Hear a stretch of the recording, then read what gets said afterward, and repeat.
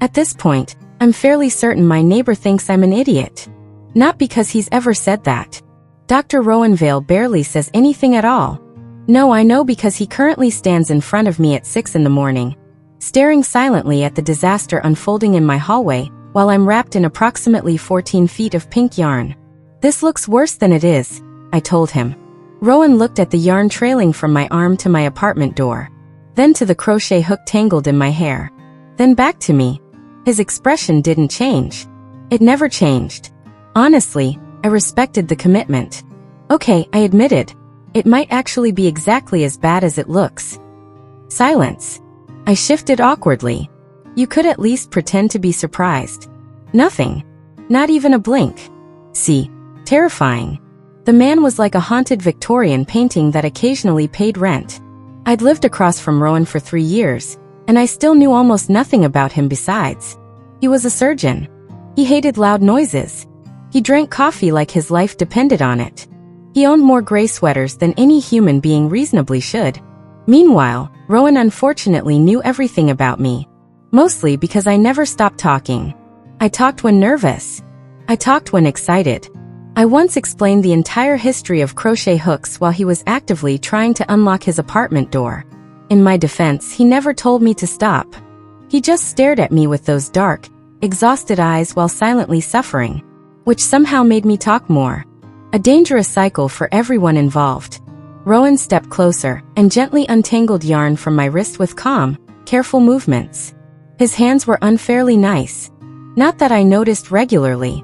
I was noticing now because I hadn't had coffee yet, and my brain was vulnerable. You know, I said while he worked.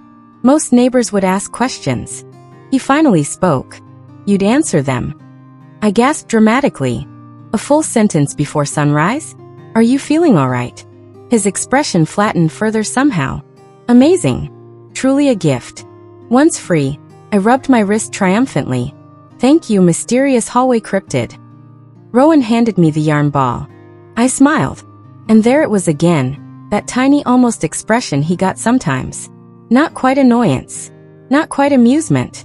Like he wanted to react but didn't fully remember how. It did unfortunate things to my heart. I quickly ignored that. Dangerous territory. Instead, I rushed back into my apartment and grabbed the crocheted coffee sleeve I'd finished last night.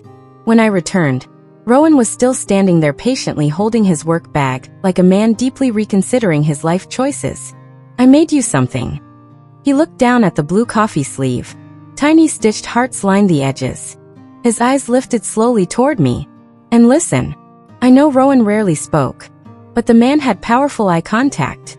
Entire emotional monologues happened in those eyes. Right now they seemed to be saying, Hazel, why are you like this? Take it, I insisted. A pause. Then Rowan accepted it carefully, like it was fragile. Which, emotionally speaking, it absolutely was. You took it. I blurted out before I could stop myself. Another look. Of course. My stupid little heart immediately did a backflip. Which was embarrassing. Because this man once stared at a birthday clown in complete silence, until the clown became uncomfortable and left. And yet somehow, against all logic, I was completely gone for him. Chapter 1. There are 2 important things you should know about me. First, I run an online crochet business from my apartment. Second, I should absolutely never be trusted with ladders. Unfortunately, I remembered the second fact too late. Okay, I muttered, balancing dangerously on the top step while reaching for a box on the highest closet shelf. I am a capable adult woman. The ladder creaked ominously. That sounded judgmental. I stretched higher. The box shifted. Then the entire universe betrayed me.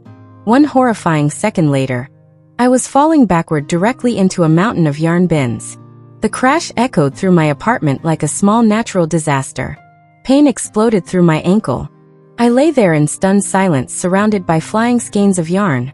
Then, oh no! The pain hit properly. Oh, no. I tried to stand.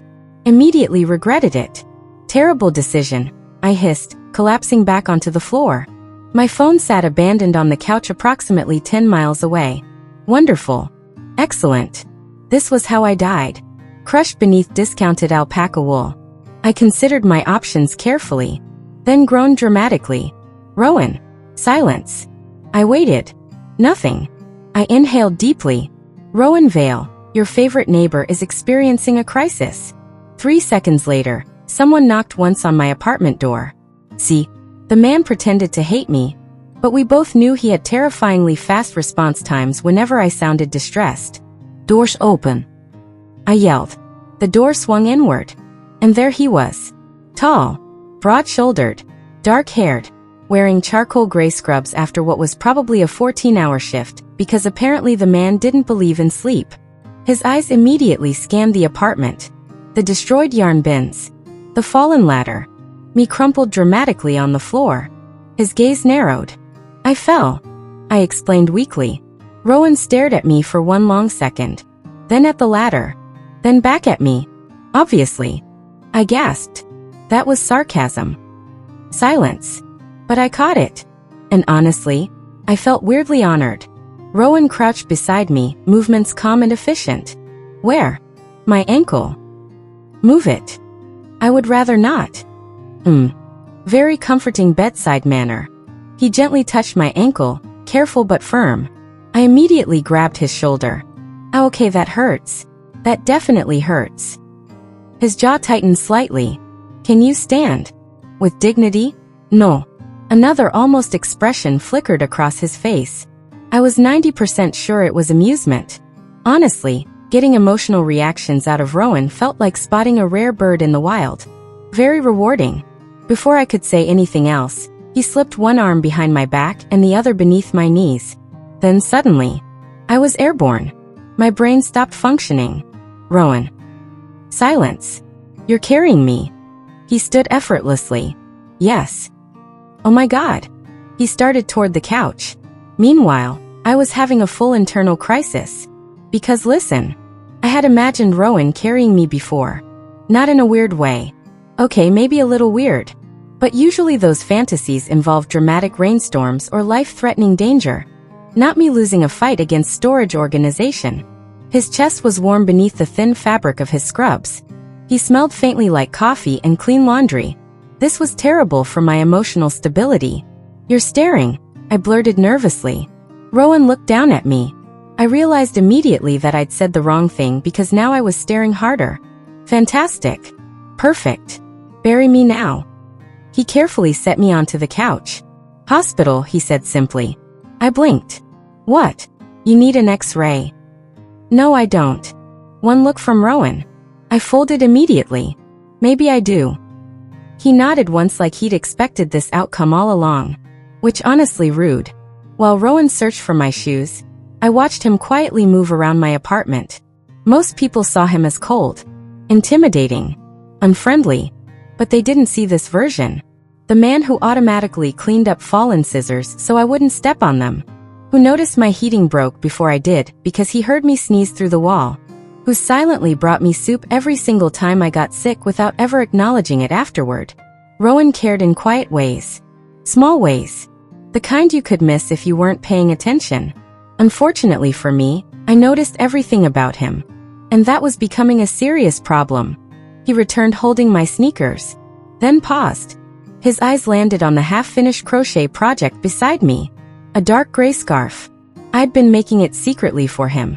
Before I could hide it, Rowan picked it up carefully. His thumb brushed over the soft stitches. "Mine?" he asked quietly. My heart immediately exploded. "No. Primelito ribli. It's for a scarecrow." Silence. Then slowly and possibly, Rowan looked at me with obvious disbelief. Obvious disbelief. I pointed accusingly. "You're judging me again." One corner of his mouth twitched. Tiny. Brief. Barely there. But it was enough to completely ruin my life. Chapter 2. My ankle was not broken. Unfortunately, this meant Rowan lost the argument. "You still need rest," he said from my kitchen. I stared at him suspiciously from the couch. "Are you making tea?" Silence. Kettle sounds. Honestly, at this point, I translated Rowan the way historians translated dead languages. A cup appeared in front of me moments later. I accepted it carefully. "You know," I said, "most people would simply say they care about someone." Rowan leaned against the counter in complete silence. Instead, you lurk around my apartment feeding me beverages like a concerned Victorian widow. Nothing. Not a single reaction. Honestly, unbelievable. 3 years of friendship and this man still behaved like emotions cost money. I sipped the tea dramatically. Oh my God. Rowan glanced up. You used honey. A pause. Then. You sound surprised. I nearly dropped the mug. That was another sentence. Silence again. But I caught the faintest trace of exhaustion beneath his usual calm expression. Dark circles shadowed his eyes. His shoulders looked tense. He'd probably just finished another absurdly long hospital shift, and still came over the second I yelled his name. Something warm twisted painfully in my chest. Dangerous. Very dangerous. I cleared my throat quickly. Well, I announced, since I'm tragically injured, you'll obviously have to help me prepare for tonight's crochet class. Absolutely not. He didn't say the words. He simply looked at me. You already agreed in your heart. Another look. You should know, I continued. Your communication style is deeply ineffective against me. Unfortunately for Rowan, this was true. 30 minutes later, he was carrying boxes of yarn into the Briarwood community room while I hobbled beside him triumphantly. The crochet class happened every Thursday night and consisted mostly of elderly women who behaved like organized crime bosses with knitting needles. They adored me, which meant they immediately adopted Rowan the moment he walked through the door. Oh my, whispered Mrs. Whitaker dramatically. He's handsome. He looks exhausted, Mrs. Green whispered back. I can fix him. Margaret, you're 82. And? Rowan froze slightly beside me. I bit my lip violently to stop laughing. Too late. A snort escaped. His eyes shifted toward me slowly. Oh no. That look meant revenge. Not immediate revenge. Rowan wasn't dramatic. No, his revenge was always subtle and emotionally devastating. Like the time I mocked his grocery lists and he alphabetized my yarn inventory while I slept.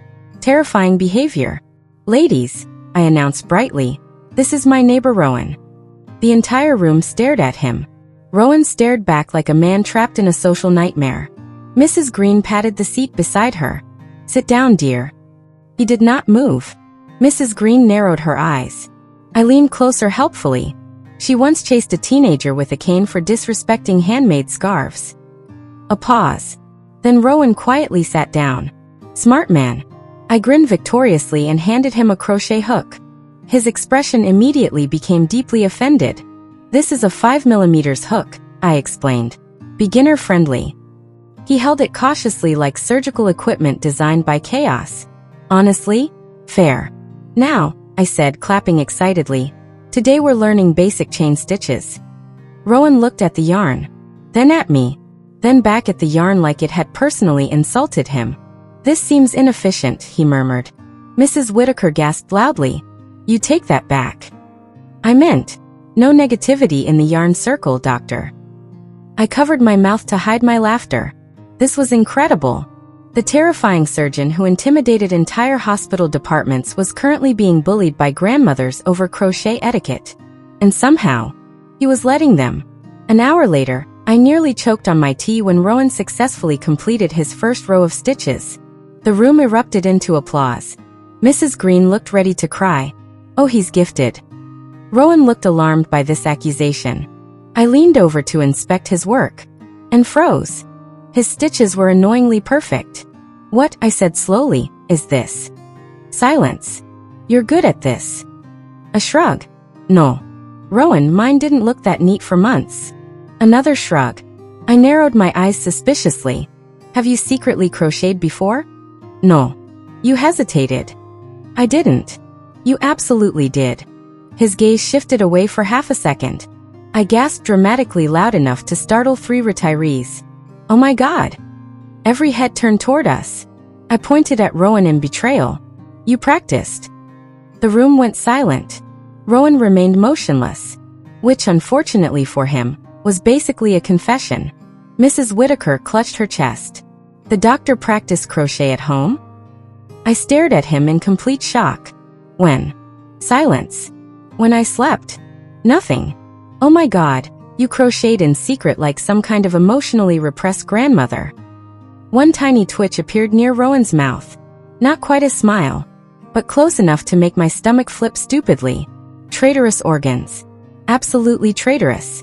Chapter 3. I discovered Rowan was secretly practicing crochet completely by accident, which somehow made the betrayal worse.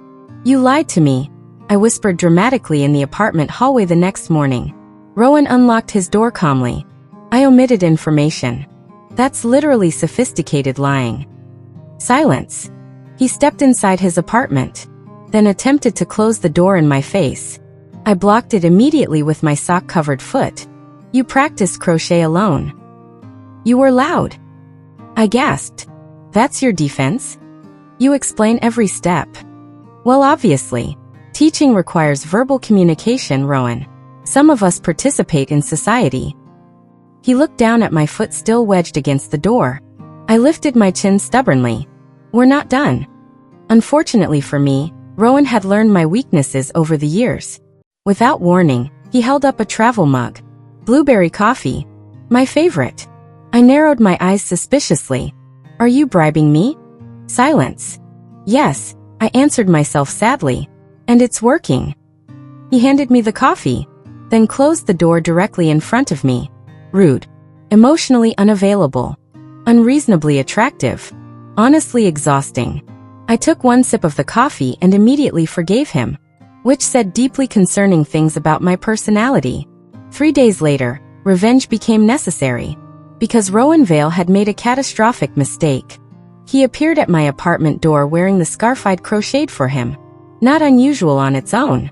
The problem was that he looked unfairly good in it. Dark coat, wind-tousled hair, sleepy eyes, gray scarf wrapped around his neck. Like some sort of brooding romance novel doctor designed specifically to ruin my emotional health. Worst of all, he wore it constantly. To work. To the grocery store. Once, offensively, while carrying a sleepy golden retriever puppy someone handed him outside the cafe. I almost died on the spot. So naturally, I did what any sane woman would do. I decided to make him the ugliest sweater imaginable. Purely for revenge. And absolutely not because I enjoyed making things for him. That would have been emotionally vulnerable. The sweater took 2 weeks. 2 very chaotic weeks during which Rowan became increasingly suspicious. You're hiding something, he said one evening while fixing the flickering light in my kitchen. I looked up innocently from my yarn pile. No, I'm not. Silence. You blinked too fast. That's not scientifically proven. Another look. Honestly, Rowan's ability to silently interrogate people belonged in law enforcement. I pointed at the ceiling dramatically. Focus on electricity, doctor. He fixed the light anyway. Because despite pretending to be cold and grumpy, Rowan literally never refused to help me. Which, again, was becoming a problem for my heart. A very large problem. Finally, on Friday night, the sweater was complete. It was horrifying. Lumpy sleeves. Crooked stitching. Questionable proportions. And directly across the chest? A giant crocheted anatomical heart. Not a cute cartoon heart. A medically accurate heart. With veins. I stared at it proudly. Perfect. The next morning, I marched across the hallway and knocked on Rowan's door. 3 knocks. A pause. Then the door opened. Rowan stood there wearing sweatpants and a dark t-shirt. Hair slightly messy like he'd just woken up. I forgot every single thought in my brain. This happened annoyingly often around him. His eyes moved to the suspiciously large gift bag in my hands. A pause. Then. What? I made you something. His expression immediately became wary. Valid. Very valid. He stepped aside silently to let me in. Rowan's apartment looked exactly like him. Clean. Quiet. Minimalist. Emotionally constipated.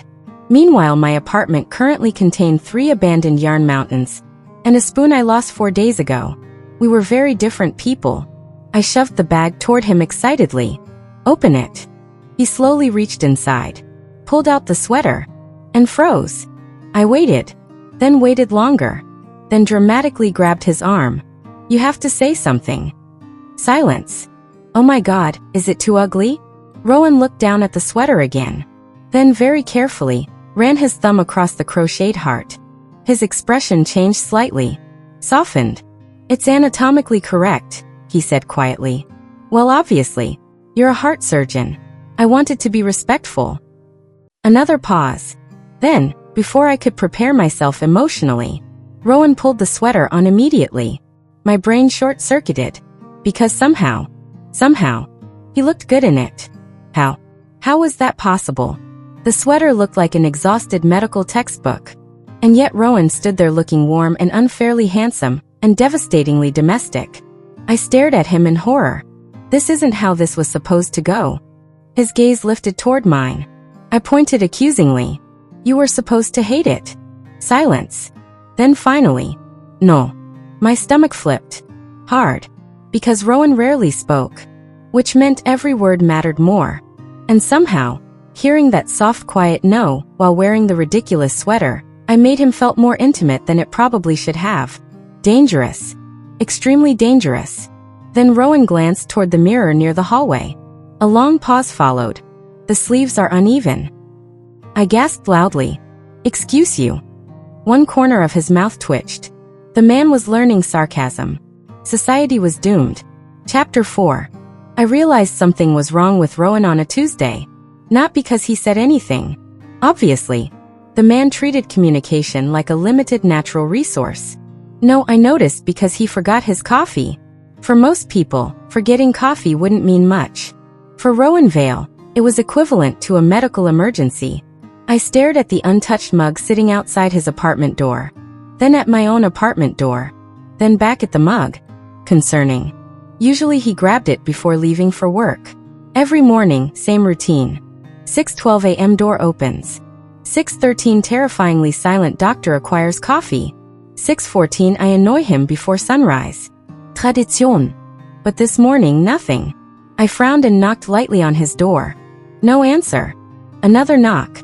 Still nothing. Okay. Now I was worried. I pulled out my phone quickly. Me, did you die? 3 dots appeared almost immediately. Rowan working. I narrowed my eyes. That message alone felt suspiciously short even for him. Which was saying something. Me, you forgot coffee. Rowan busy. Me, Rowan.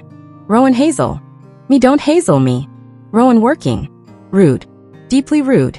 I stared at the messages another moment before opening my crochet livestream later that afternoon. Unfortunately, my audience immediately sensed something was wrong. You look tired, one viewer commented.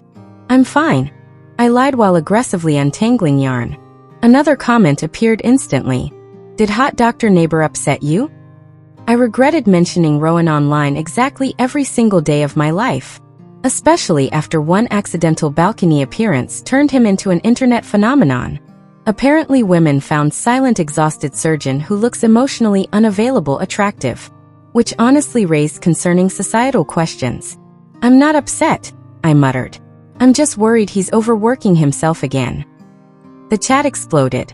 MRA, you care about him. Yarnwitch 93. Oh, she's down bad. Granny Hooks. Dear, that man looks at you like a Victorian widower. I ignored all of them immediately. Mostly because they were unfortunately correct. Rowan had been working constantly lately. Longer shifts. More surgeries. Less sleep. And every time I asked if he was okay, he gave me the same answer. A shrug. Maddening behavior. That evening, around 11:40 p.m., I heard footsteps outside my apartment. Then a quiet thud.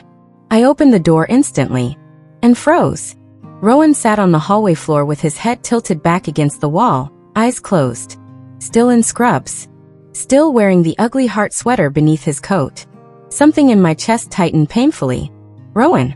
His eyes opened slowly. Exhausted didn't even begin to describe him. There were shadows beneath his eyes so dark they looked bruised. You're sitting on the floor, I said softly. A pause. Yes. Honestly, incredible observation skills. I crouched beside him carefully. When was the last time you slept? Silence. That bad, huh? He rubbed a hand over his face tiredly. And for the first time since I'd known him, Rowan looked worn down. Not grumpy. Not distant. Just tired. Completely, deeply tired. My heart cracked a little. You should have called me. His eyes shifted toward mine slowly. For what? I blinked. For help? A pause. Then quietly. You were working. The words hit harder than they should have. Because Rowan noticed things. Small things. Tiny details nobody else remembered. Like my live stream schedule. Or when I skipped lunch. Or which bakery I liked best. He always noticed. Even when exhausted. Especially when exhausted. I swallowed carefully. You giant idiot. Silence. Very gently, I touched his forehead. Cool. Thank God. At least you're not sick. His gaze stayed on me. Steady. Quiet. Dangerously soft. The hallway suddenly felt too small. Too warm. Too intimate. I stood quickly before my brain could betray me further. Okay, I announced, pointing dramatically toward my apartment. You're coming inside. No. Yes. I'll sleep. On the hallway floor? A pause. Temporary floor. I stared at him, then grabbed his wrist. Move, Dr. Cryptkeeper. To my surprise, he let me pull him up. 30 minutes later, Rowan sat silently at my kitchen table, while I shoved soup and tea toward him aggressively. You need vitamins. Silence. And rest. Another silence. And therapy, probably. One slow blink. I pointed my spoon at him. Don't look at me like that. I'm right. He picked up the spoon obediently. Honestly, terrifying. The world was ending. I watched him quietly eat for several minutes before speaking again. You know you don't have to do everything alone. Rowan stilled slightly, then looked down at the soup. Long silence. Finally, used to it. The quietness of those words nearly destroyed me. Something ached painfully behind my ribs, because suddenly I could see it clearly. The loneliness. The isolation. The exhaustion he carried around so naturally that nobody questioned it anymore. Except me. And maybe that was dangerous. Because I was starting to realize something terrifying. I didn't just have a crush on Rowan Vale anymore. I was already halfway in love with him. And judging by the way he sat in my kitchen at midnight wearing the ridiculous sweater, I made him while silently letting me take care of him. I wasn't entirely sure he knew how much power he already had over my heart. Chapter 5. The problem with hospital charity events is that they attract terrifyingly organized women. The problem with terrifyingly organized women is that they fear absolutely nothing, including Rowan Vale. This is manipulation, he said flatly. Hospital Administrator Vivian Mercer smiled pleasantly across the conference table. Yes. I nearly inhaled my own coffee. We sat inside a brightly decorated hospital meeting room while Vivian explained her deeply cursed plan with the confidence of a woman who had clearly committed crimes before. Apparently, the hospital fundraiser needed publicity. Apparently, my crochet business had recently gone viral after an unfortunate livestream incident involving a runaway ferret and a yarn avalanche. And apparently, most horrifying of all, the internet was obsessed with me and Rowan together. People think you're dating already, Vivian explained. Rowan looked exhausted instantly. We're neighbors, he replied. Vivian nodded calmly. Yes, and yet the hospital received over 12,000 comments asking if the silent doctor and crochet girl are in love. I choked. 12,000. Vivian slid a tablet toward me. Huge mistake. Because immediately I saw edits. Video edits. Slow motion edits. One had romantic music. Another zoomed dramatically into the clip where Rowan carried me after my ladder accident. Oh my God, I whispered. The comments were even worse. The way he looks at her? He's in love, Your Honor. This man has spoken maybe 4 words and somehow they're soulmates. I covered my face with both hands. This is humiliating. Beneficial, Vivian corrected. Rowan pushed the tablet away like it physically offended him. No. Vivian smiled at him pleasantly. The children's cardiac wing needs funding. Silence. A dangerous silence. I looked over slowly. Rowan's jaw tightened slightly. Oh no. That was his weakness. The man would willingly throw himself into traffic for his patients. Vivian absolutely knew it too. Predatory behavior. Just attend 3 public events together, she continued smoothly. A few photos. 1 interview. Pretend to date for 1 month. Rowan looked deeply miserable. Honestly, same. Not because I minded fake dating Rowan. That part was horrifying for entirely different reasons. No, the real issue was that I was already catastrophically in love with him. Pretending would absolutely ruin what remained of my emotional stability. This is a terrible idea, I said weakly. Vivian smiled wider. Wonderful. Glad we agree. That's not what I... 1 month, she repeated. Then I leave you alone. Rowan stared at the table for several long seconds. Then finally, fine. I whipped toward him so fast I nearly fell out of my chair. What? He didn't look at me, which somehow made it worse. Vivian clapped her hands once triumphantly like an evil mastermind. Excellent. I pointed at Rowan accusingly. You agreed too fast. Silence.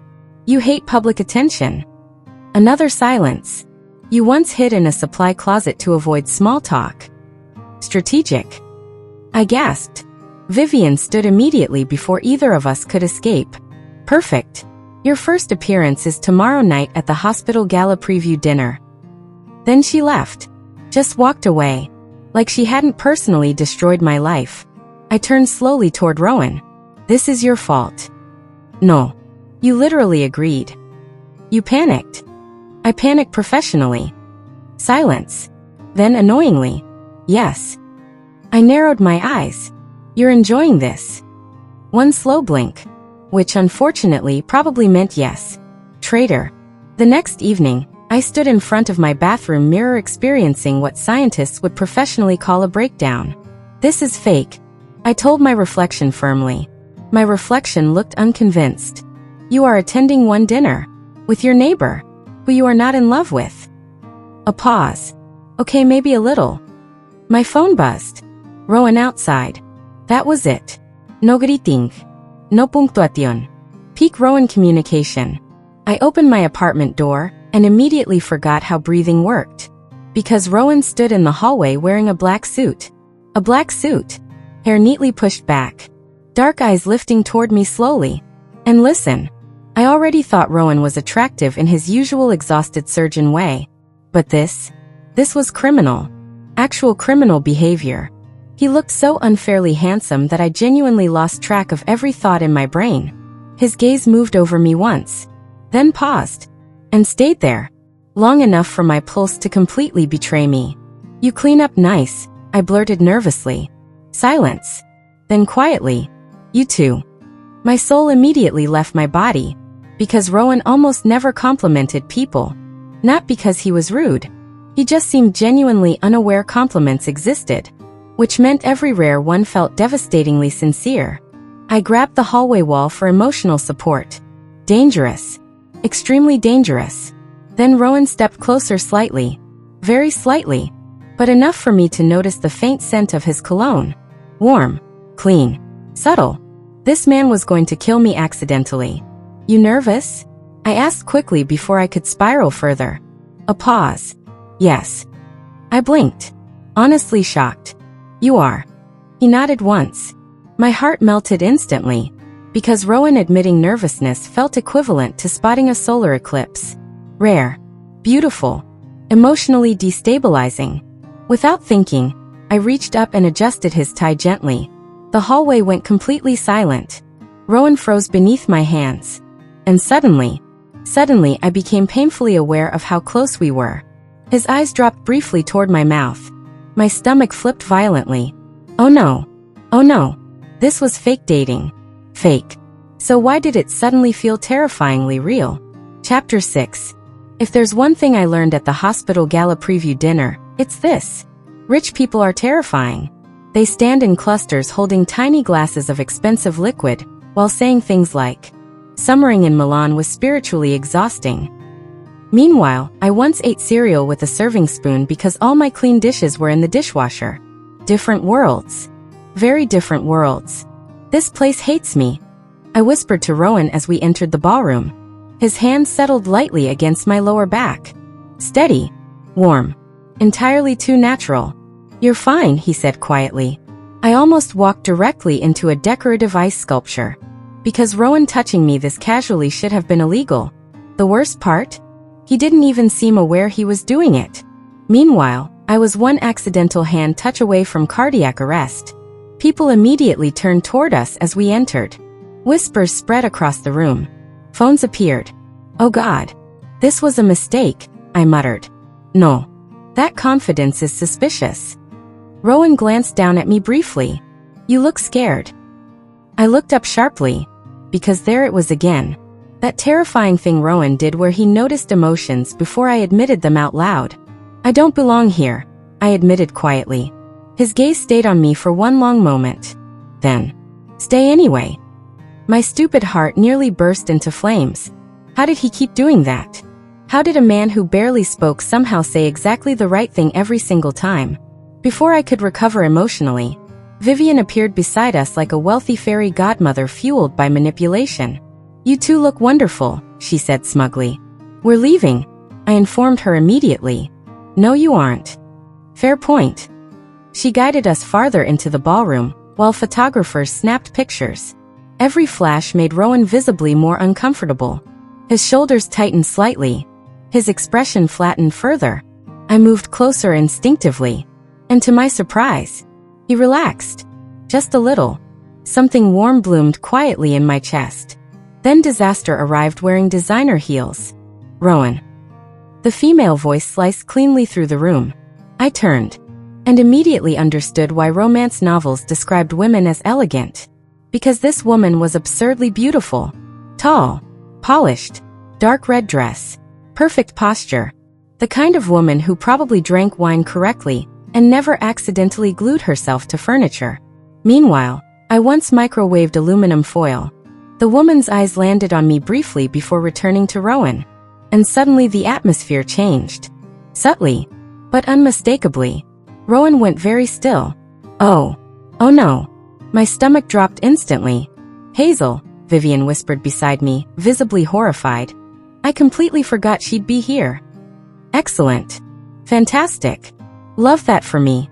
The woman smiled faintly at Rowan. It's been a long time. Silence. Then quietly. Claire. Cool. Awesome. His ex-girlfriend had a model name. I wanted to walk directly into traffic. Claire's gaze shifted toward me again. Careful. Assessing. Not rude exactly. Which somehow made it worse. And you must be Hazel. I smiled too brightly. And you must be emotionally devastating. A pause. Vivian choked on champagne nearby. Claire blinked once. Then, to my surprise, laughed softly. Oh, I like her. Traitor. Absolute traitor. Rowan's eyes shifted toward me briefly. There was something unreadable in them now. Something tense. Claire crossed her arms lightly. I didn't realize you were dating. We aren't, I said automatically. At the exact same moment Rowan said, we are. Silence. I turned toward him so fast I nearly developed whiplash. His expression remained calm. Completely calm. Meanwhile my soul detached from my body. Claire noticed instantly. Her perfectly shaped eyebrow lifted slightly. Interesting. Very interesting. I see, she murmured. I did not. I saw absolutely nothing. My brain had stopped functioning. Because Rowan had never voluntarily called me his girlfriend before. Even fake girlfriend. Still counted. My heart unfortunately agreed. Vivian suddenly clapped her hands. Well, I'm going to disappear before this becomes emotionally dangerous. Then she escaped. Coward. Claire studied Rowan for another moment. You look tired, she said quietly. Something in Rowan's expression closed immediately. Like a door shutting. I noticed because I always notice with him. Claire noticed me noticing. Which created an extremely weird emotional triangle nobody invited me into. I should say hello to the board, she said finally. It was nice meeting you, Hazel. Then she walked away gracefully. Probably floating. Women like that definitely floated. I stared after her in horror. She's beautiful. Silence. And elegant. Another silence. And she probably knows what forks are for. Rowan looked down at me. Hazel. No, seriously, she looks like she belongs in expensive perfume advertisements. I look like I lose arguments with craft stores. A pause. Then Rowan said quietly, I don't want elegant. My entire nervous system short-circuited. I looked up slowly. What? His gaze held mine steadily. Calm. Certain. Dangerously sincere. I want you. The world stopped. Completely. No sound. No movement. Nothing except Rowan standing impossibly close beneath the ballroom lights looking at me like I mattered. Like I was something precious. Something chosen. And for one horrifying second, I forgot this was fake. Entirely fake. Then someone called Rowan's name from across the room. The moment shattered instantly. He stepped back slightly. And just like that, reality crashed into me again. Fake dating. Fake feelings. Fake relationship. Except my feelings weren't fake at all anymore. And judging by the look in Rowan's eyes before he turned away, I was starting to become terrified that maybe his weren't either. Chapter 7. I made one tiny mistake. 1. Unfortunately, that mistake involved a 12-foot crocheted pair of underwear. In my defense, I said weakly. It looked smaller in my apartment. The mayor stared up at the giant pink crocheted underwear currently hanging from the town statue in complete silence. Beside me, Rowan closed his eyes slowly. Honestly fair. Around us, reporters took pictures like wild animals sensing blood in the water. Phones flashed. Children pointed excitedly. An old man whispered, "Honestly, impressive craftsmanship. Thank you, random citizen. At least someone appreciated me. This," the mayor said tightly, "is vandalism. It's fiber art." "Miss Bennett. Community fiber art?" The mayor looked seconds away from arresting me personally. Unfortunately, none of this would have happened if the wind hadn't betrayed me. The hospital fundraiser committee had asked me to create a yarn installation for the annual City Health Festival. Very simple. Very elegant. Very normal. Except while attaching decorative crochet flowers to the statue at 6 in the morning, a strong gust of wind launched the giant underwear piece, originally meant for a separate comedy display, directly onto the mayor's bronze head. And somehow, it got stuck. Badly.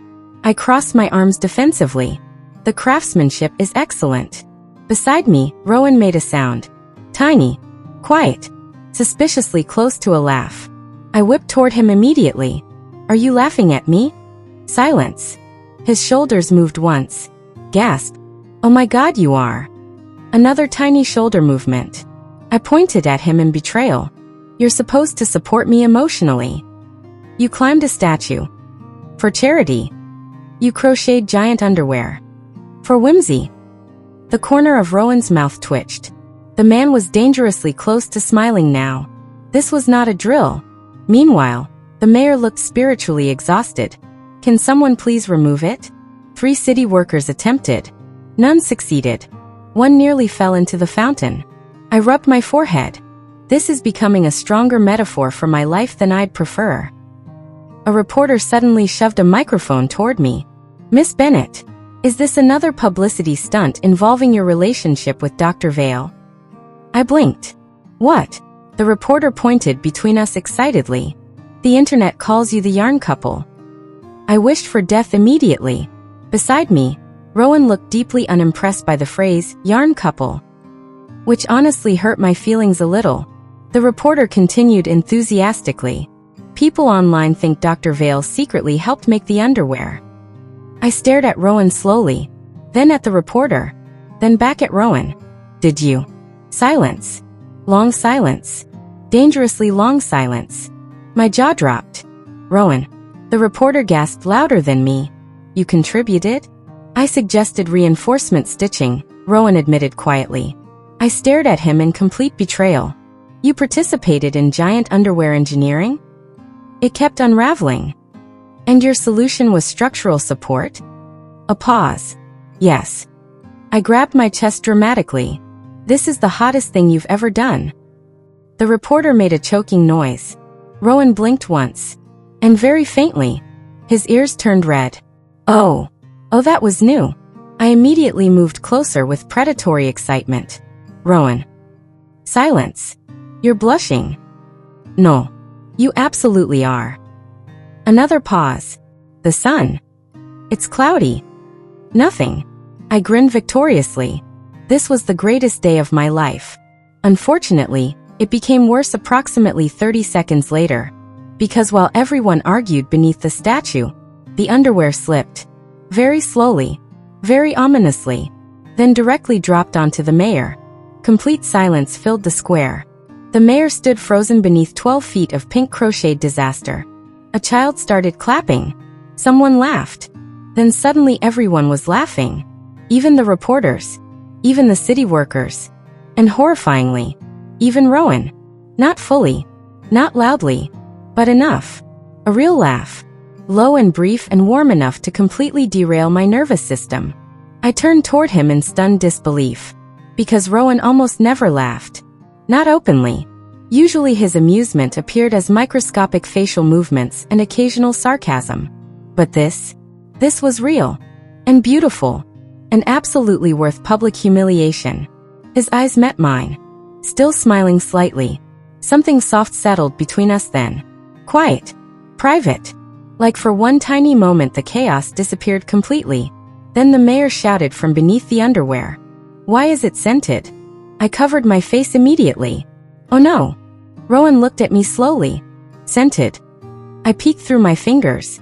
"Lavender yarn." Silence. Then Rowan sighed toward the sky like a man questioning every life choice that led him here. Honestly? Fair. Chapter 8. I woke up at 2:17 a.m. to the sound of water dripping onto my face. Which, historically speaking, is never a promising experience. At first I thought I was dreaming. Then another cold drop landed directly in my eye. I sat upright immediately. What? The ceiling above my bed bulged ominously. Water dripped steadily from the center. My soul left my body. No. The ceiling burst. Water exploded downward like the apartment itself had declared war on me. I screamed. The lamp sparked. Yarn flew everywhere. Within seconds my bedroom transformed into a damp disaster zone. I stumbled out into the hallway soaked and panicking, clutching a half-drowned crochet blanket dramatically against my chest. Then I did what any rational person would do in a crisis. I banged on Rowan's door like the police. The door opened almost instantly. Rowan stood there shirtless. My brain immediately blue-screened. Because listen, I had seen glimpses before. A rolled-up sleeve here. Forearms there. But this was targeted psychological warfare. Tall. Sleep rumpled. Broad shoulders. Defined chest. Dark hair falling messily into sleepy eyes. Meanwhile I looked like a traumatized sewer rat holding yarn. Completely unfair. Hi. I said stupidly. Rowan blinked once. Then his eyes moved over me quickly. Wet hair. Bare feet. Panic. He became alert instantly. What happened? My apartment exploded. A pause. What?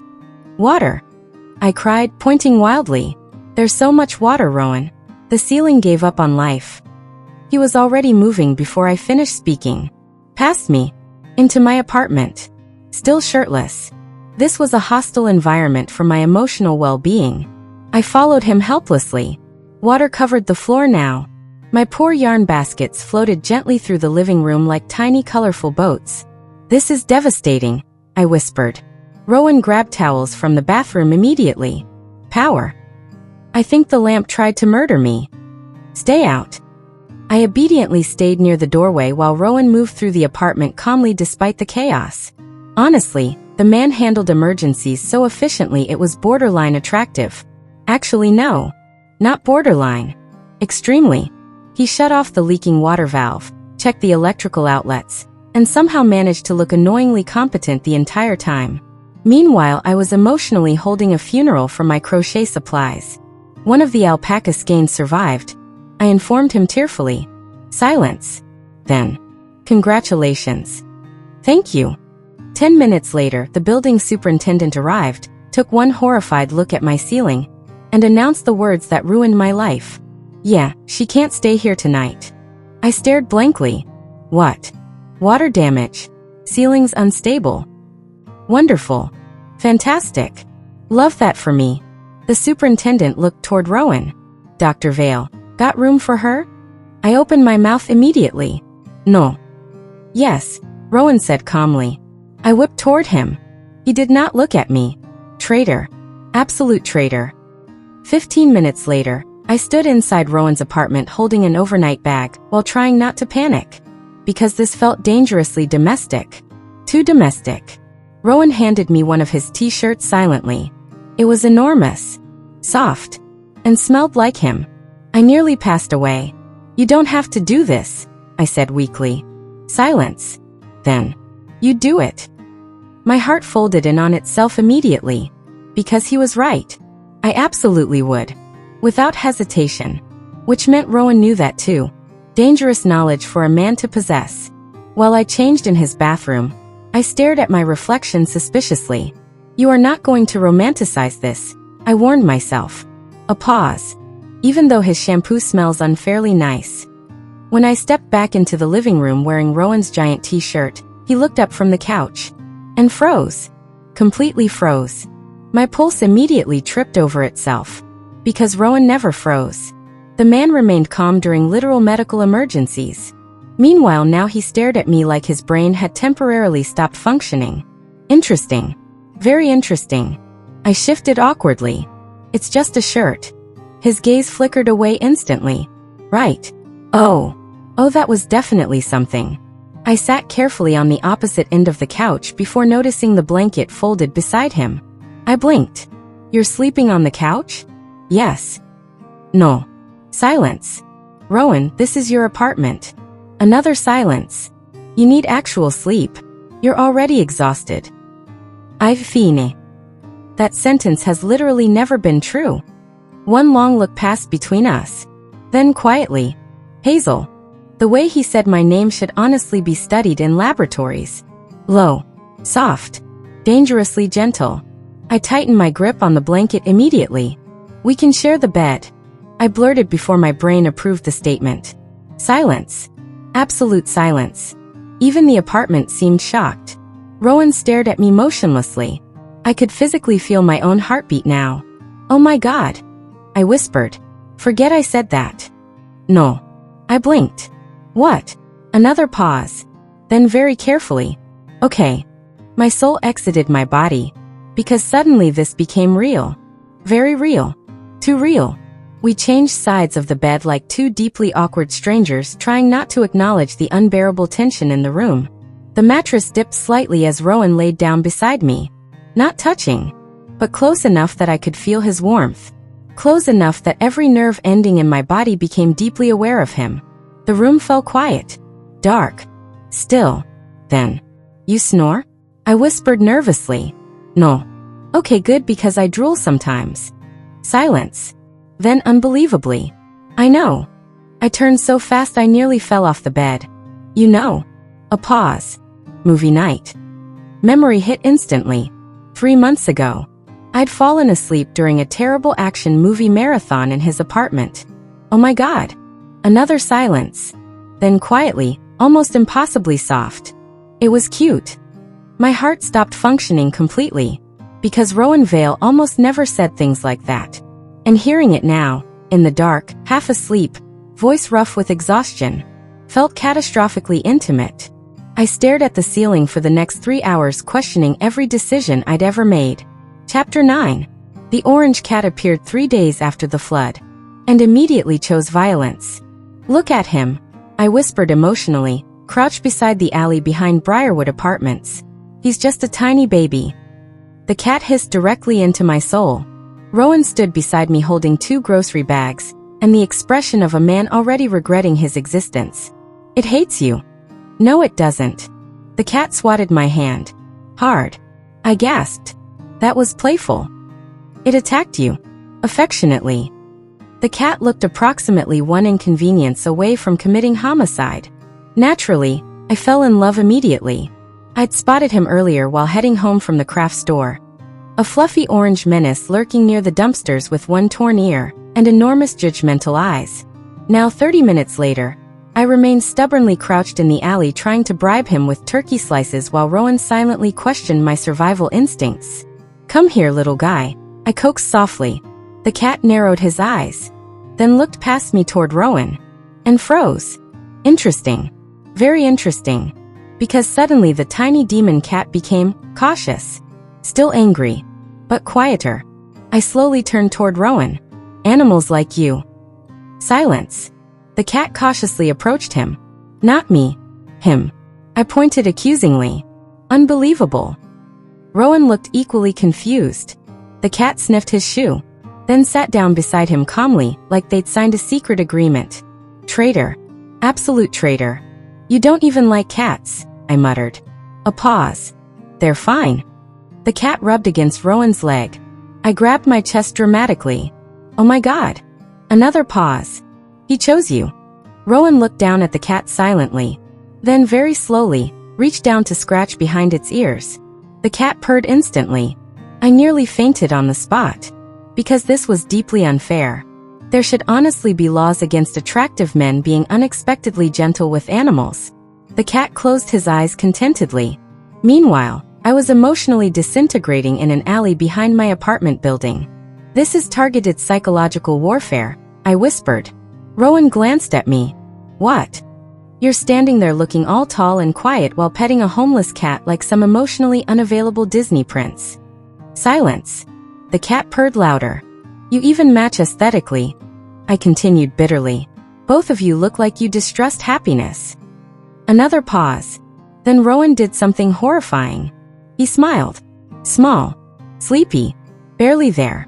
But real. My knees almost gave out immediately.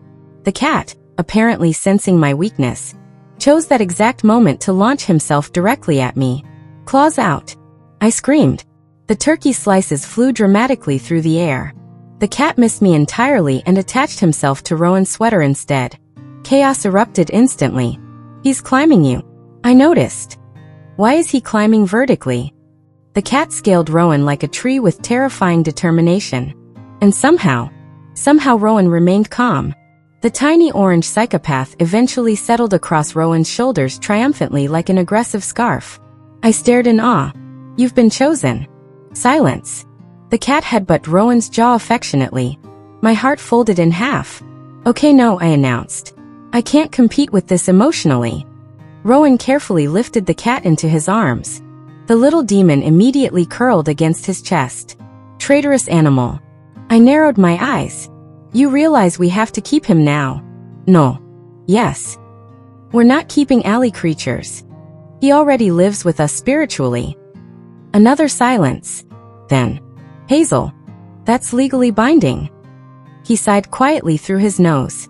Which, translated from Rowan language, meant surrender. Victory. The cat's name became Pancake after he flattened himself dramatically across Rowan's chest during the drive to the vet. Which Rowan pretended not to enjoy. Badly. Very badly. You're holding him like a baby, I informed him while we sat in the waiting room. Rowan looked down at the sleeping cat in his arms. Then at me. Temporary. MHM. Silence. He likes your heartbeat, I said softly before thinking. Rowan stilled slightly. The room suddenly felt quieter. More intimate. Dangerous territory. I looked away quickly. Then the vet appeared. Well, she said cheerfully after the examination, he's healthy overall.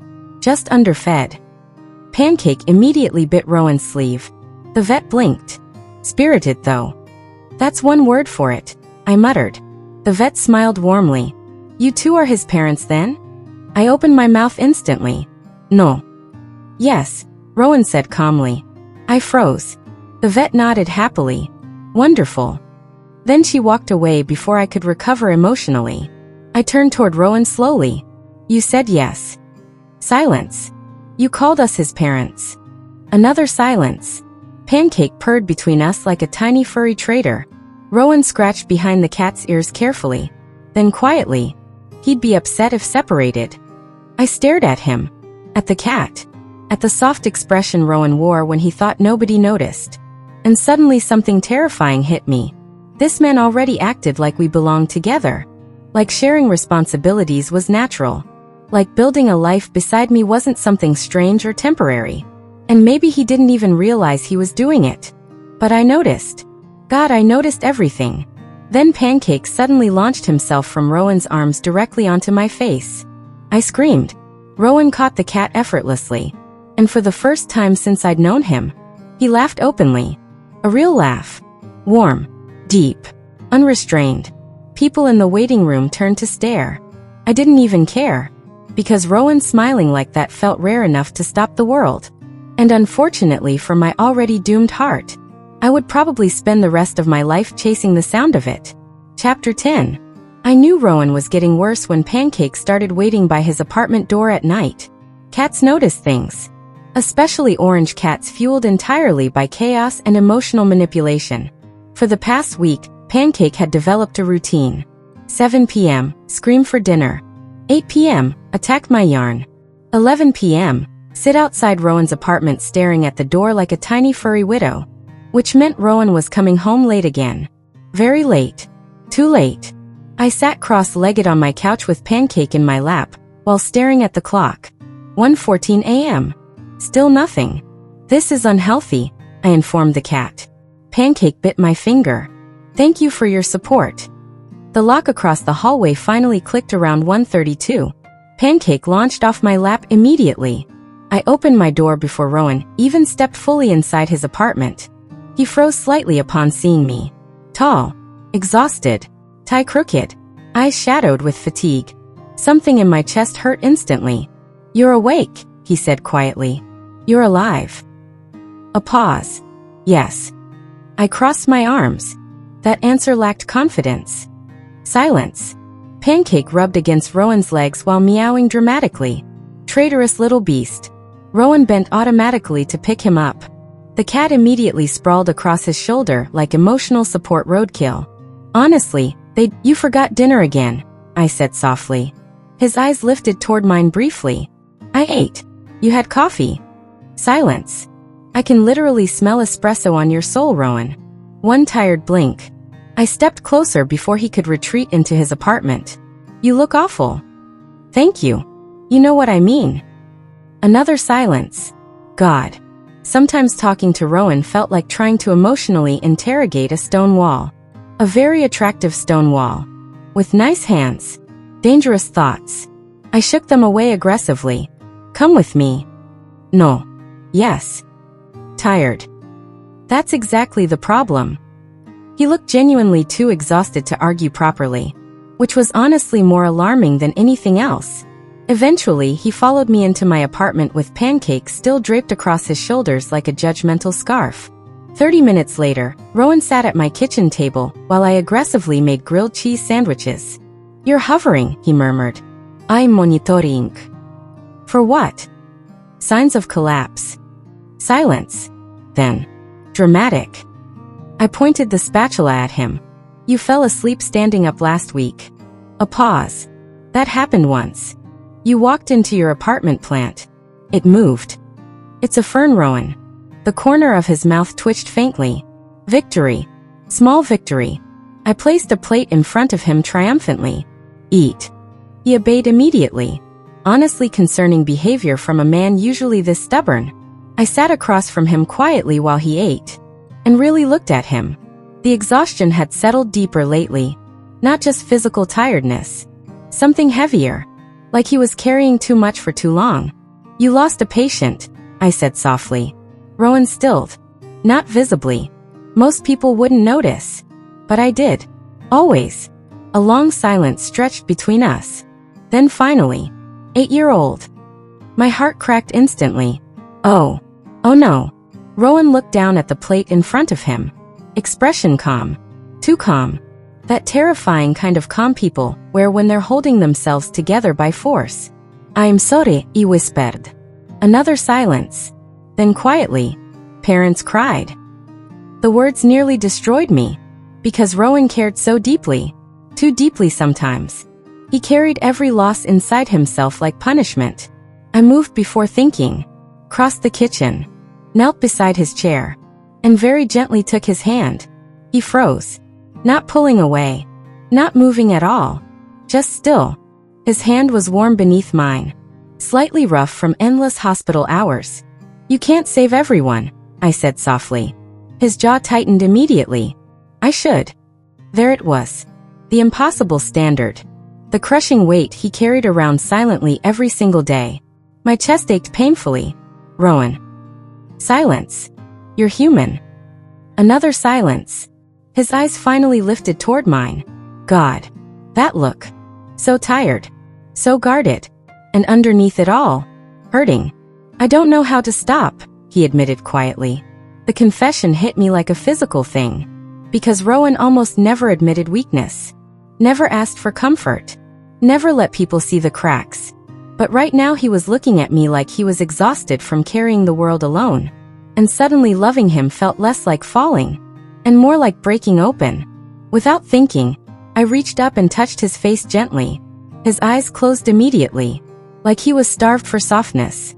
The realization nearly ruined me. "You don't have to earn rest," I whispered. Silence. Quiet breathing. The kitchen felt too small suddenly. Too intimate. My thumb brushed lightly against his cheek, and Rowan leaned into my hand. Just slightly. But enough. Enough to completely shatter whatever remained of my self-control. His eyes opened slowly, dropped to my mouth. My pulse stumbled violently. Oh no. Oh no. Because suddenly the air between us changed. Heavy.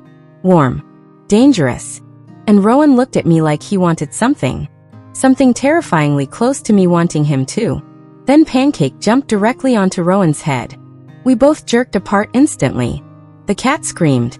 A glass shattered somewhere behind me. And just like that, the moment vanished completely. I stared at the orange menace in betrayal.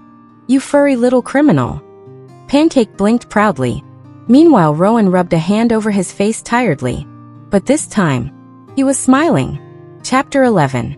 There should honestly be laws against emotional tension. Especially prolonged emotional tension. Because after the kitchen incident, everything between me and Rowan became unbearable. Not bad. Worse. Subtle. The kind of tension built from tiny things. His hand brushing mine when passing coffee. The way his eyes lingered too long.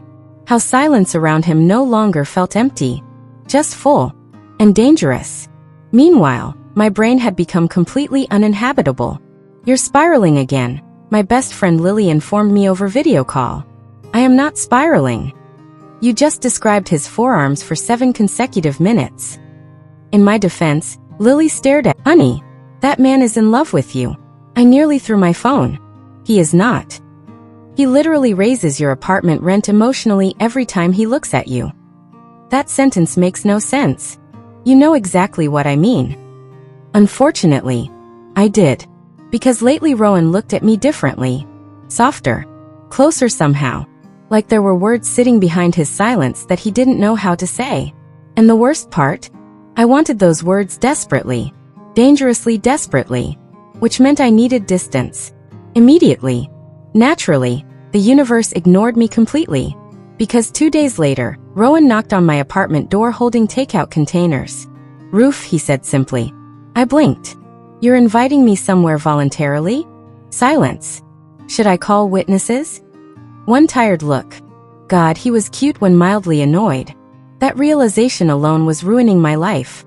20 minutes later, we sat on the rooftop of Briarwood Apartments beneath soft city lights while Pancake attempted to eat a moth nearby. The night air felt cool against my skin. Quiet. Comfortable. Rowan sat beside me with his long legs stretched out, and his tie loosened slightly after another hospital shift. Unfairly handsome. As always. "You okay?" I asked softly. A pause. "Better." Something warm bloomed in my chest instantly. Because he answered honestly now. With me. Little by little, Rowan had started letting me in. And maybe he didn't even realize how much that meant. I smiled faintly. Good. Silence settled between us again. But not awkward silence. Never awkward. Just peaceful. I looked out over the city lights while eating noodles from the carton. Then glanced sideways toward Rowan. Big mistake. Because he was already looking at me. Steady. Quiet. Intense enough to completely unravel my nervous system. "What?" I asked nervously. A pause. Then quietly. "You talk less up here." My stomach flipped. "Oh. You relax." His voice remained calm. Observant. Like he'd memorized me without permission. I looked down quickly. "You notice weird things." Silence. Then. "You matter." The words hit so hard I forgot how to breathe. My chest tightened painfully. Because Rowan didn't waste words. Didn't say things casually.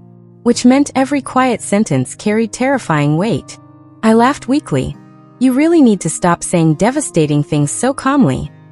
One corner of his mouth twitched faintly. Then his expression softened again. "Hazel." The way he said my name should honestly come with medical supervision. Low. Warm. Careful. I looked up slowly, and suddenly Rowan was closer. Not dramatically, just enough.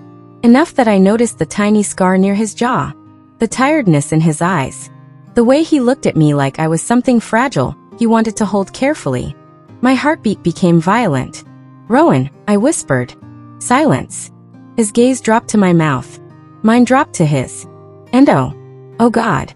This was happening. Actually happening. Every joke, every hallway conversation, every tiny moment between us suddenly led here. To Rowan looking at me like he'd already fallen and didn't know how to stop. His hand lifted slowly, carefully, like he was afraid I'd disappear. Then his fingers brushed lightly against my cheek. Warm, gentle. My eyes closed instinctively, and Rowan inhaled sharply. Like touching me affected him too. The realization nearly destroyed me. I leaned closer without meaning to. So did he. Everything narrowed. City lights blurred. The world disappeared completely. And then, his phone rang. We froze instantly. Reality crashed down around us like cold water. Rowan looked at the screen. Hospital. Of course. Always the hospital. His jaw tightened. I forced myself to smile even though my heart felt cracked open. "You should answer." Silence. Then quietly. "Hazel. It's okay." A lie. Terrible lie. But Rowan answered anyway, because that's who he was. Someone who carried responsibility like breathing. I watched his expression change as he listened. Focused. Professional. Gone. By the time he hung up, the moment between us had disappeared completely. "I have to go," he said softly. I nodded too quickly. "Yeah, of course." He hesitated, still looking at me, like he wanted to say something, do something. But Rowan had never been good at reaching for happiness when duty stood nearby. Finally he stood. I stood too. The rooftop suddenly felt colder, painfully empty. Then Rowan reached out unexpectedly and tucked a loose strand of hair behind my ear. My pulse stumbled. His fingers lingered for one tiny second. "Good night," he murmured. Then he walked away. And I stayed on the rooftop long after he left, staring at the city lights while my heart quietly realized something terrifying. If Rowan kissed me now, really kissed me, I would never recover from it. Chapter 12. Being in love with Rowan Vale was starting to feel medically unsafe. Mostly because the man kept almost kissing me, and then walking away looking equally devastated about it. Which somehow made everything worse. "You look haunted," Lily informed me 3 days later while helping organize yarn deliveries at my shop. "I've fine. You just alphabetized crochet hooks aggressively." I looked down. "Oh, I had. Fair." Lily narrowed her eyes. "You still haven't talked to him?" "There's nothing to talk about. You almost kissed. We've almost kissed multiple times now." Silence. Then, "That's somehow sadder." Honestly, yes. Very yes. Because after the rooftop incident, Rowan became quieter again. Not cold. Never cold with me. Just careful. Like he was holding himself back deliberately. And every time our eyes met, tension crackled so strongly I thought nearby electronics might fail. It was unbearable. Which was exactly why I agreed to attend the hospital donor luncheon alone that afternoon. Space. Emotional survival. Unfortunately, the universe hated me personally. The luncheon took place inside one of those terrifyingly expensive hotel ballrooms where water somehow tasted rich.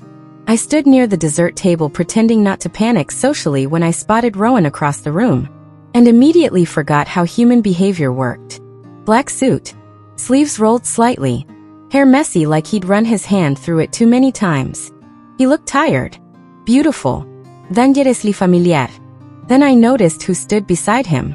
Claire. Again. Something unpleasant twisted low in my stomach instantly.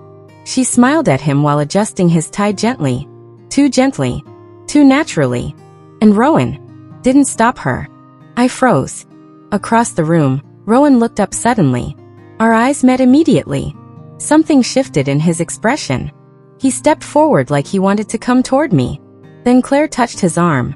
And Rowan stopped. My chest hurt instantly. Logically, I knew this shouldn't matter. We weren't actually together. Fake dating. Temporary arrangement. No promises. But emotions aren't logical. and mine were already too deep. Far too deep. I turned away before Rowan could reach me. Cowardly? Absolutely. Necessary? Also yes. Because suddenly every fear I'd buried came rushing up all at once. Claire belonged in his world. Elegant. Composed. Sophisticated. Meanwhile, I once accidentally glued fake eyelashes to my eyebrow. Twice. I left the luncheon early, then ignored Rowan's texts for the next 6 hours. Which was difficult because he kept texting. Rowan Hazel. Rowan, where are you? Rowan, you left. Rowan, are you okay? Each message hurt worse somehow. Because Rowan only texted like that when genuinely worried. And if I answered, I'd cave immediately. So instead I sat on my apartment floor surrounded by yarn while Pancake judged me from the couch. This is emotional self-preservation, I informed the cat. Pancake yawned. Traitor. A knock sounded at my door around 10:30 p.m. I froze. Another knock. Quiet. Patient. Rowan. Of course. I stayed completely still. Maybe he'd leave. The knocking stopped. Silence filled the apartment. Then softly through the door. Hazel. My chest tightened painfully. God. The way he said my name always sounded like something fragile. I closed my eyes. Go away, I whispered. Silence outside. Then. No. Of course not. Because Rowan never pushed emotionally. Except when it came to me. Another knock. Gentler this time. Open the door. I'm Buse. You're sitting on the floor. I stared at the door in horror. How do you know that? You do that when upset.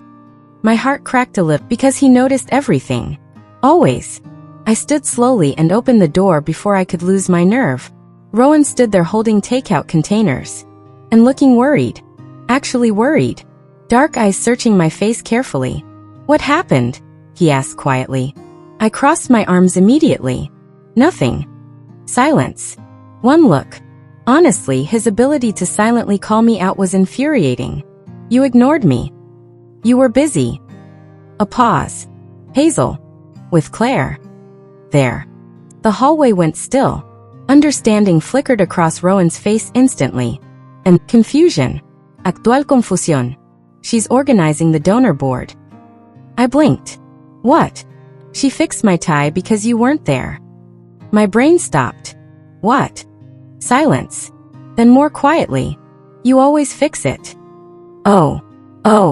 I stared at him. And Rowan stared back with that same calm, steady expression that somehow made every emotion feel bigger. You noticed that? I whispered. A tiny furrow appeared between his brows. Of course. The words hit embarrassingly hard. Because to Rowan, noticing me was natural. Automatic. Like breathing. I looked away quickly before my feelings escaped violently. This fake dating thing is getting complicated. Silence. Then. Not fake. Everything inside me stopped. Completely. Slowly, I looked back at him. Rowan's expression remained calm. But his eyes. God. His eyes looked terrifyingly honest. Rowan. He stepped closer. Close enough that I could feel warmth radiating from him. Close enough that my pulse lost all structure. I don't know how to do this properly, he admitted quietly. The vulnerability in his voice nearly ruined me. I'm trying. My throat tightened painfully. Because Rowan never said things perfectly. Never dramatic. Never polished. But somehow every awkward honest word from him felt more real than poetry. I looked up at him helplessly. And suddenly it felt impossible to keep pretending I wasn't already his. Then Pancake appeared between us carrying one of my bras in his mouth. We both stared at the cat. The cat stared back proudly. I closed my eyes immediately. Honestly, I whispered to the universe, just kill me now. Chapter 13. I avoided Rowan for exactly 36 hours. Which was apparently his limit. Because on Friday evening, while I hid inside my crochet studio pretending to reorganize yarn, the front bell rang. I looked up automatically. And forgot every functioning thought in my brain. Rowan stood in the doorway wearing his dark wool coat, and the ugly anatomical heart sweater underneath. The sweater. The terrible, lumpy sweater I made as a joke. The sweater he somehow wore constantly now. My heart immediately betrayed me. You're closed, I said weakly. Silence. Then. I know. Helpful. Very helpful. Pancake trotted out from the traitorous animal.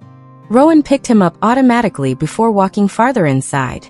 The shop smelled faintly like cinnamon and wool, warm against the cold evening outside. Too intimate. I brought your favorite tea, Rowan said quietly, placing a bag on the counter. I stared at it. Chamomile vanilla. Of course he remembered. Because Rowan remembered everything about me. Tiny things. Important things.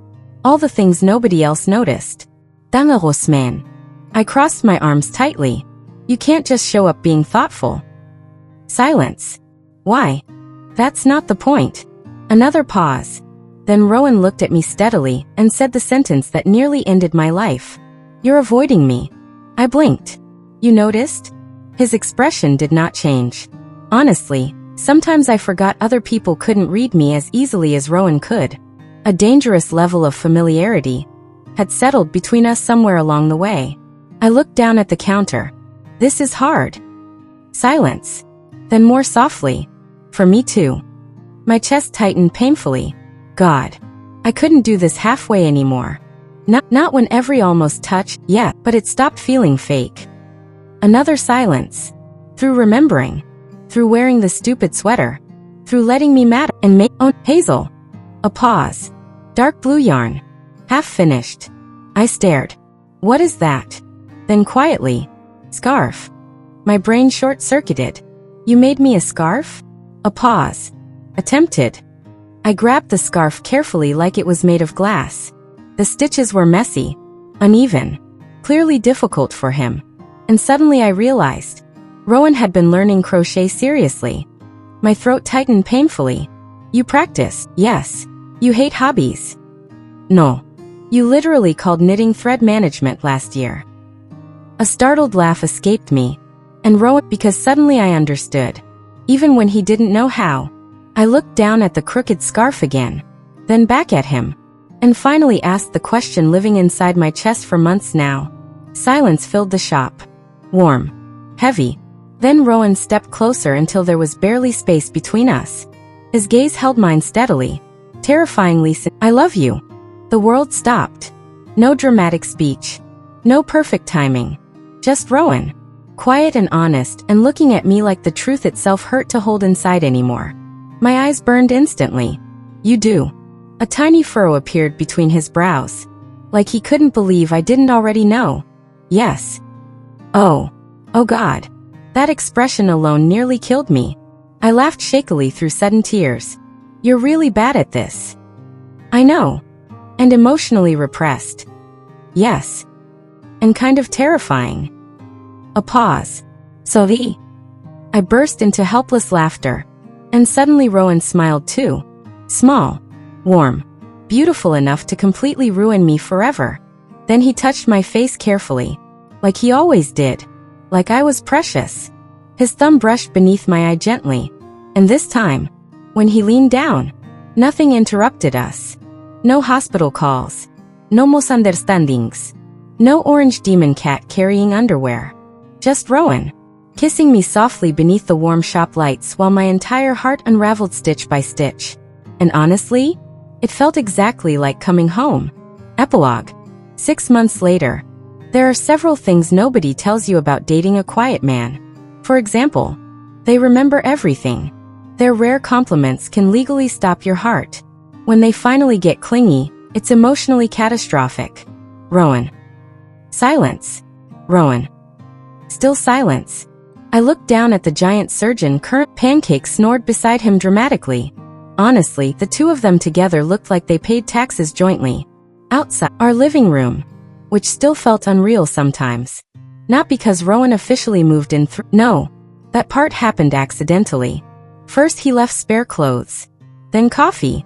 Then Pancake refused to sleep anywhere except Rowan's side of the bed. And suddenly the terrifyingly quiet doctor, not that either of us formally discussed it. Very on-brand behavior. I looked down at Rowan again. He'd fallen asleep while reading medical journals after a brutal hospital shift. One hand still rested loosely against my leg like he needed contact, even unconsciously. The realization softened something warm inside my chest. Because this version of Rowan still amazed me. The man nobody understood except in fragments. The man who looked cold until you noticed all the quiet ways he loved people. Especially me. A soft knock sounded against the apartment door. I blinked. Then immediately groaned. No. Pancake opened one eye. Another knock. Followed by a familiar elderly voice shouting, "We know you're home." I whispered toward the ceiling. "Please let me know what crimes I committed in a past life." Rowan stirred slightly against my lap. "What?" "The crochet council has arrived." His eyes opened immediately. Visible resignation settled across his face. Honestly incredible. Because 6 months ago Rowan would have hidden from social interaction. Now he simply sighed and sat up while Pancake climbed onto his shoulder like a furry shoulder demon. Progress. Terrifying progress. I opened the door to reveal Mrs. Whitaker, Mrs. Green, and 3 other elderly women carrying yarn bags with frightening determination. Mrs. Green gasped immediately upon seeing Rowan. "Oh good, he's here." Rowan looked mildly alarmed. "Why?" Mrs. Whitaker marched directly into the apartment. The television remote stopped working. I blinked. What does that have to do with Rowan? Silence. Then all 5 women looked at him expectantly. Of course.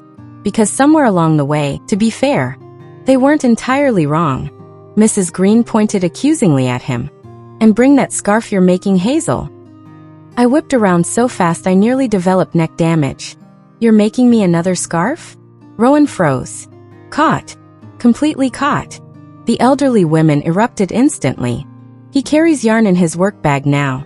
He watched crochet tutorials during bingo night. He threatened a teenager for insulting handmade blankets." My jaw dropped further with every sentence. "Rowan." Silence. His ears turned faintly pink. "Victory. Glorious victory." I crossed my arms dramatically. "You're secretly becoming a crochet boyfriend." A pause. Then quietly, "Maybe." The room exploded. Mrs. Whitaker actually screamed. Meanwhile, I stared at Rowan in complete emotional devastation. Because 6 months ago this man barely spoke to people voluntarily. Now he attended crochet nights, remembered everyone's tea orders, and slept with Pancake curled against his chest every night. Love had softened him quietly. Not changed who he was. Just made him less alone. My heart ached so painfully with affection, I thought I might actually combust. Rowan noticed immediately, of course. He always noticed. His eyes softened slightly as he looked at me. Then he crossed the room slowly, carefully, like he always approached important things. The apartment faded around us. The elderly women. The rain. Everything. Rowan touched my waist lightly. And in front of everyone. Which was horrifying because he usually hated public affection. He kissed my forehead softly. "You're staring," he murmured. I blinked up at him helplessly. "You're in love with me." Silence. Then, "Yes." Just like that. Simple. Certain. Like breathing.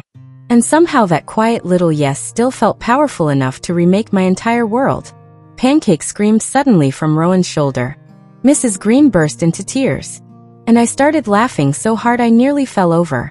Honestly, perfect ending.